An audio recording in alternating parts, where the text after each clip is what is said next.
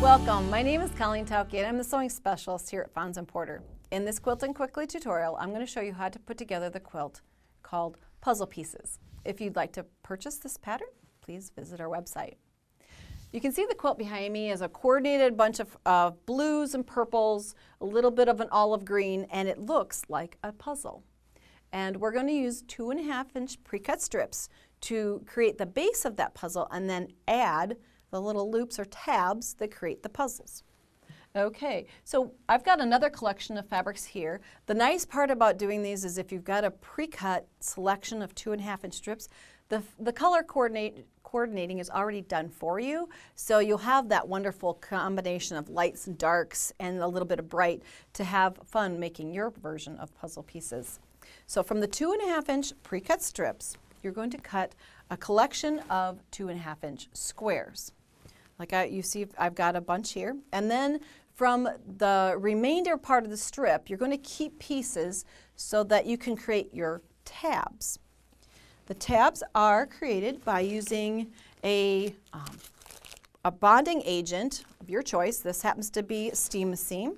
And you follow the instructions with your material on tracing your shapes onto your bonding agent, and also the iron setting and the time it takes to bond the fabrics together. So just follow those instructions. Once you've created and cut out the number of tabs you want, you may want to work about a row at a time on this to figure out how many tabs, because as a designer and maker of your own quilt, you can add the number of tabs to interlock your pieces as you want.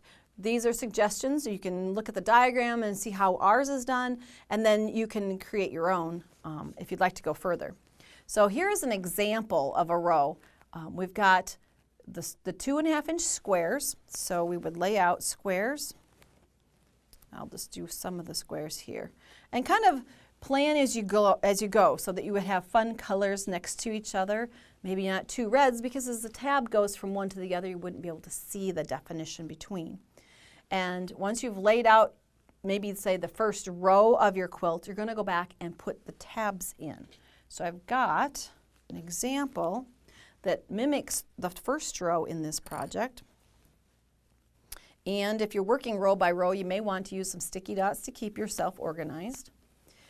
Then the little tab is cut out as you fuse that to the fabric, and then you cut out the tab and pull away the backing on it. Then you fuse it in place next to corresponding color. So I've got a gray square here and the tab fused in place on the square next to it. Then here, if I'm following along with my kind of planned idea here, is I've got a kind of a peach colored square and the tab next to it fused in place. And I just keep going like that down the row. So this green would then bleed into this one, and the green here would have a tab going both directions out of it. You see, sometimes they're going both directions, sometimes one. So it's kind of designer's choice at this point. The tabs are all fused in place, and then what you do to create the row for the quilt is to take them and put them right sides together, seam here, and press back open. And you can see here, this row is all connected. The tabs are then in that seam allowance, and you would then plot out your next row, and you can see here how as I put the second row, was planning my second row, I decided to put a tab that went down, matching color here, one here, but didn't here. So it's kind of fun because every puzzle is a little bit different, so yours can be unique. Once you've got rows put together, of course you would just join those right sides together, press open, and you're creating your puzzle piece quilt.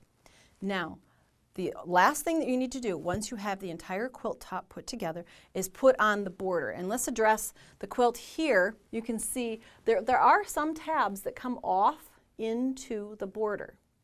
So in our diagrams, we show you how to lay the border piece next to the quilt, plan where those are going to be placed, fuse them in place the same way you did on the small squares, then join your borders so that the tabs correspond to the block in the same color.